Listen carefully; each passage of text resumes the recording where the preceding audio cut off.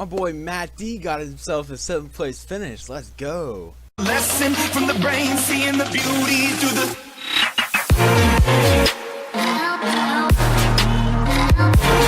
So 3 things I want to get off my chest right here. First of all, I apologize for this coming out late. I had a really busy first part of my day, and I'm just now getting to recording this. So I apologize for that. Second thing, thank you guys for 12 subscribers. We went from 7 to 12 in about 3 or 4 days. So I know that's not a lot, but I just want to appreciate. I want to show that I appreciate you guys for coming back, subscribing, or coming on and subscribing, and got some nice views on my NASCAR E3 videos. Anyways, so the last thing I want to talk about is this is going to be a shorter video because it's Daytona. There's nothing really to talk about. I'll just give a quick race recap of what happened, name off the how it finished, and then finish results. Yeah, and then leave you guys on your way. I guess I'll go over the standings since it is obviously not as long as a video. Nothing really to go into detail about. So the race started out, Chase Elliott and Alex Bowman are on the pole, and Chase Elliott and basically the top 3 Hendrick drivers, and Jimmie Johnson, Alex Bowman. Byron was somewhere in like the middle. They came out to a strong lead, showing that Hendrick is one of the best teams at Daytona. Outside was being very dominant. Like it was pretty much for most of the race. There's a little bit where the inside actually did make a comeback, but for most of the race and at the beginning, just everyone was on the outside. Jamie McMurray, I think, and Chase Elliott, after he lost the lead, tried to make it work, but it just was not working out, especially in that first stage. And Ricky Stenhouse Jr., I think they went to commercial break when it actually happened, but Ricky Stenhouse Jr. was actually able to make a pass on the inside, but then it went back to the outside dominance after Stenhouse obviously got that. Great finish between Ricky Stenhouse Jr. and Kyle Busch going at it. I mean, it wasn't really anything we didn't really think of bad. There wasn't any cautions. There was a lot of good racing, and it wasn't besides the outside really being dominant. We're like, okay, this is a good Daytona race. It's looking to be a great Daytona race, and it was a great Daytona race. And I'll get more on that at the end. Ricky Stenhouse won the stage, and Harvick had some issues with his air tubes, which we found out did not really matter later on in the race. Stage 2 is where we get into the wrecking, and Paul Menard, after 2 laps, just goes and I think all 4 tires came off the ground, and that was crazy. He still raced. He was still in it, and then we had a huge big wreck, and there was the first one. Really what happened was William Byron came down, which these guys got to remember, he's a rookie. Yes, you do need to call him out for it, but you got to remember he's a rookie. This is his 2nd plate race, or no, it'd be his 3rd, I didn't think, at Talladega. So I mean, he's a rookie. He's going to learn from this stuff, and it's going to be he's not going to be the most experienced in this. So I think, yes, he does need to learn, but he is a rookie. And I don't think we need to be. I see a lot of people like saying he's untalented, he's stupid, etc., etc. I mean, he's a rookie. All rookies are going to make mistakes. Bubba makes mistakes. Chase made mistakes. Jimmie Johnson, Jeff Gordon even made mistakes. Even though it's hard, they didn't make that many, but they made mistakes. Everyone made mistakes in the rookie, and they still make mistakes today, obviously. But you're more likely to see a mistake like that. I mean, first of all, y'all think William Byron, he's like 19 leading a NASCAR Cup race. He's going to be a little bit excited as well. He's like, yeah, I'm leading, and then trying to keep that lead, but obviously that did not work out for him. And then the second wreck, what happened? Oh, okay. So it wasn't really Byron's fault. I think it was more Stenhouse's than Byron's. And this is where a lot of people were saying that Stenhouse was basically having a demolition derby. This was the only caution that was his fault. Stenhouse was on the bottom and kind of came up to try and side draft Kyle Busch. As Kyle Busch went down, try and side draft the 24 car, and then it turned. I don't think that's really Stenhouse's fault. Yes, he kind of picked a bad time to side draft, but he didn't. If it's anyone's fault, it's Stenhouse's. Don't get me wrong. But a lot of people, and Kyle Busch was blaming William Byron. I blame Byron for the first wreck. I don't blame him for the second wreck. He did. I mean, he couldn't really help that. I mean, he was just being a William Byron, and then Ricky Stenhouse tried to side draft, and Kyle Busch tried to side draft, and they just got together. And then Stenhouse wrecked multiple times that I'll get to later on. All this, Stenhouse wins stage 2 as well, taking stage 1 and stage 2.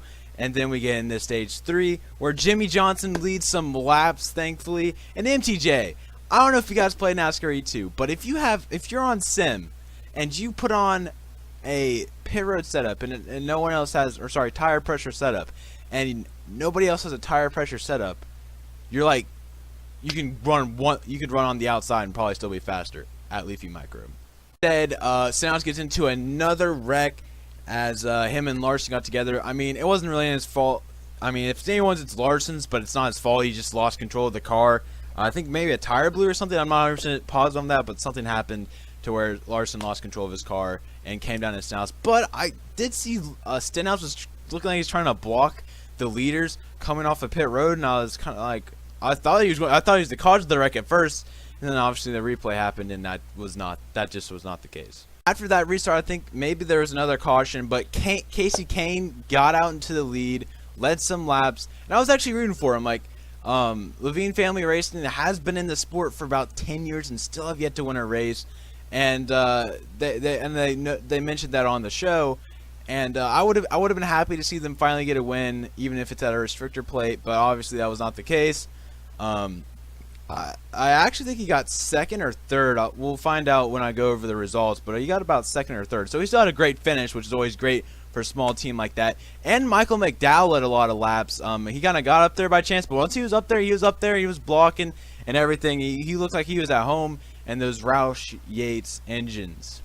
At one point, we're down to about 16 cars, and then the NASCAR gods decided that's not enough. Kevin Harvick, I think, was either in the lead or second, and just lost it. He just got out of the line, got out of the groove, got out of the draft, and I think Clint Boyer was in it as well, and it just fell back. And as soon as I saw it, I was like, there's going to be a caution. There's no way he's going to get through that without a caution. If he did, that would have been great. But I think it was Darrell Wallace. I mean, it wasn't really anyone's fault. I'm not 100% sure what happened, but another big one happened, and it was because some people at the front got out of the draft, got out of the group, and spun out. Possibly one of the greatest finishes. I mean, it's really like the last two finishes have been a close finish. Like, has been great finishes. Sorry, probably those are the two best. I think I'm actually going to have to go with this one because I think if Larson would have won and it would have just been a close side-by-side battle, or if Kyle Busch won and it was a side-by-side battle, I'd go with Chicagoland. But since Kyle Busch dumped him and Eric Jones did this all with his skill and not dumping him, which I don't blame Kyle for what he did. Don't get me wrong. I think that was warranted, and Kyle Larson agrees. But I think this one, Eric Jones got that win without having to spin out the car. If Kyle Busch hadn't gone below the apron and spun out Larson would have won that race very likely, or he possibly could have gotten a run and won that race. But he decided to spin him. I think this one's better because he didn't have to spin him, and it was still, you never knew. Truex could have gotten a run out off turn 4, and that he'd been doing all race and could have beat him. But I maybe kind of let off for Jones. I don't know. Speculation, conspiracy theory, NASCAR's rigged. I don't know. But Eric Jones did eventually get the win. I actually will put up a video of the finish if I can find one on YouTube. I'm sure there is one on there. Hopefully I don't get copyrighted. I will have the sound off. But it was a great finish, and great to see Eric Jones get in victory lane finally. Can Chase please get in the victory lane? Like, come on. You got Eric Jones. Blaney got his last season. Probably get one later this season, but can we get Chase one? Please. Can we please? Just please. I'm a Chase fan. It's hurting me. It's hurting my heart. Kind of go through these results pretty quick because you got to remember it's Daytona. These aren't necessarily, it's not really, these are just where you happen to finish. Eric Jones gets first place. Martin Truex Jr. gets second place. AJ Allmendinger gets third place. Casey Kane gets fourth, so he got fourth. Chris Buescher got fifth. Ty Dillon gets sixth. I think that's his first top 10 of all time. I saw Black Flags joke with Colin McCausey on Twitter about it. Matt DiBenedetto, my Lord and Savior, got 7th place. Ryan Newman got 8th place. Austin Dillon got 9th place. And Alex Bowman got 10th. I actually thought Alex Bowman had a really good shot there, but he just kind of faded away and wasn't really able to catch up. Jeffrey Earnhardt gets 11 in the 7 car, or the 107 car. I'm not sure what car that is or what team that is. Is that still Tommy Baldwin where Alex Bowman drove? I'm not sure. Someone can fact check me on that. Brendan Gaughan in the 62 car. Gone. He's not Chinese. Gone. Gone. Okay, gone. DJ Kennington gets 13th. He was up there in like 4th or 5th, and I was like, go Canadians! And then he obviously spun. He's old. Isn't he like 70 or something? I don't know. Darrell Wallace Jr. or Bubba. I keep on calling him Darrell every single time. Bubba gets 14th. David Reagan gets 15th. And at this point, these are the people that wrecked out, I do believe. Stenhouse got 17th. That's ironic. J.J. Yaley got 18th. I think actually Stenhouse was your highest. Was tied highest with Eric Jones at 40 for most points. So there was not definitely a good points weekend for them.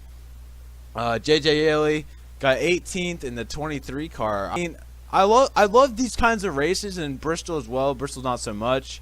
Well, I love short track racing, and I like it more than this one. But I do kind of like these races a little bit, just because you get to see people you don't see running up front all the time. You get to see them showcase their skills. I don't know where the hell AJ Allmendinger came from, but he came from somewhere. I guess I'll go ahead and show you guys the standings. If you guys did enjoy this, if you did, make sure to leave a like and subscribe. I want to keep on getting some stuff out to you guys. I think I got a NASCAR 3 video out tomorrow, and then I think we'll have a couple days off. I think I'm going to start trying to do some previews, or if any more NASCAR news comes out, I will keep you up to date as soon as I find out. So make sure. I think there have been actually some tweets, so if there is something to that, I'll mention it in the next NASCAR 3 video. But for now, make sure to check out some of my other videos. I got some recaps from early in the season, and I got some NASCAR 3 news in case you missed it yesterday. Otherwise, see you guys tomorrow. Peace out.